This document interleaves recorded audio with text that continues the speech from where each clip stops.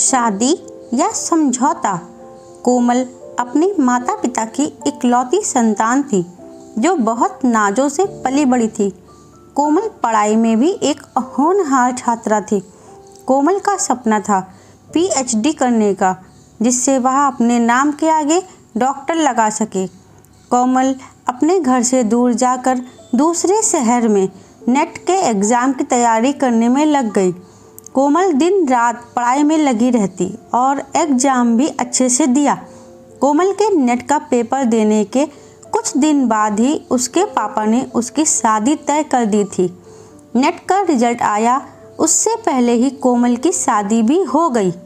शादी के 2 महीने बाद जब नेट का रिजल्ट आया तो सभी उसका रिजल्ट देखकर अचंभित थे।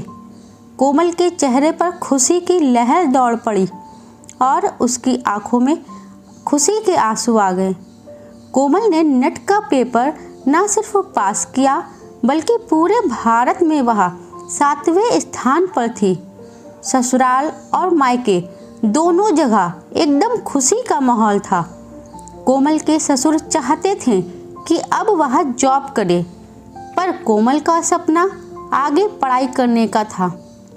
वह पीएचडी करना चाहती थी, जिसके लिए उसे कुछ वक्त के लिए अपने ससुराल और पति से दूर अलग रहना था। कोमल की अच्छी रैंक की वजह से अलग अलग यूनिवर्सिटी से उसके पास एडमिशन के लिए कॉल आने लगे। उसे रिटेन टेस्ट देने की भी ज़रूरत नहीं थी, उसे सीधे इंटरव्यू के लिए बुलाया गया।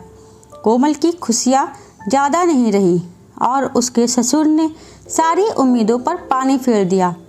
कोमल के ससुर ने उसे आगे की पढ़ाई के लिए भेजने से मना कर दिया और एक ही पल में उसके सारे सपने चूर चूर कर दिए। जैसे ही उसने सुना वह बुत बनी खड़ी रह गई।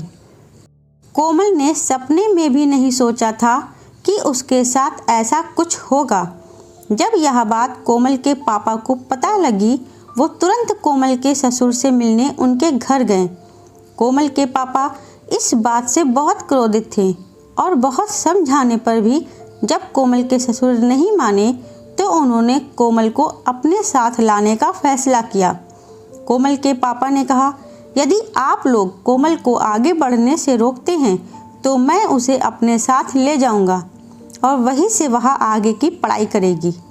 एक पिता कैसे अपनी बेटी के सपनों को यूं बिखरते हुए देख सकता है, जिसके लिए उसकी बेटी ने दिन रात एक कर दिए। कैसे वो उसे हारते हुए देख सकते थे। कोमल के पापा का लिया हुआ ये कठोर कदम सुनने में सबको बुरा जरूर लगा। लोगों ने ताने भी दिए कि वह अपनी ही बेटी का घर उजाड़ रहे हैं, पर एक परिवार का असली मतलब समझने की ज़रूरत थी। क्यों एक लड़की को उसके सपनों की उड़ान भरने से रोका जाए? क्यों किसी के सपनों को तोड़ा जाए? क्यों एक लड़की अपनी सारी खुशियाँ दांव पर क्यों लगाए? क्यों सिर्फ इसलिए कि वो एक सिर्फ बहू है?